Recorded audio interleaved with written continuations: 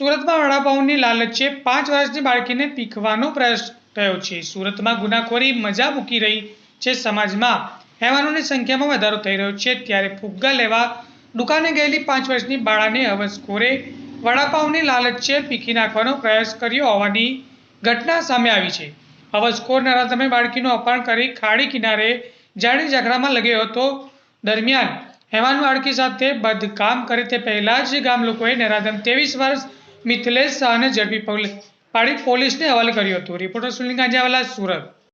સુરત શહેરના સરથાણા પોલીસ સ્ટેશનના લસકાણા વિસ્તારમાં મારુતિનગર કરીને વિભાગ આવેલો છે। એ વિસ્તારમાં મજૂરી કામ માટે ઘણા બધા લોકો રહે છે, જેમાં ફરિયાદી છે એ પણ ત્યાં એ વિસ્તારમાં રહે છે અને ત્યાં મજૂરી કામ કરે છે।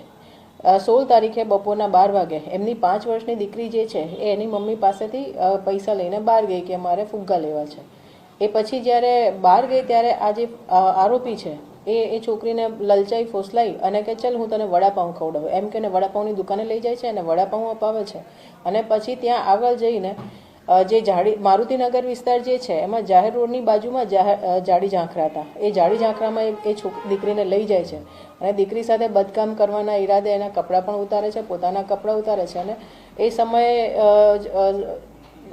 એક આપણા જે સાક્ષી છે એને જોઈ લે છે અને છોકરીના મમ્મી પપ્પાને બધા ત્યાં શોધતા પહોંચી જાય છે।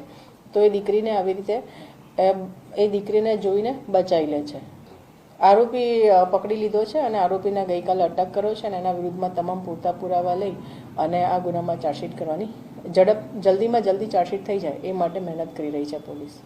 આરોપી મજૂરી કામ કરે છે અને અગાઉ એણે કોઈ હજી સુધી કંઈ ધ્યાનમાં આવ્યું નથી। આગળ તપાસ ચાલુ છે કે એના વિરુદ્ધમાં કોઈ ગુના દાખલ થયા છે કે કેમ।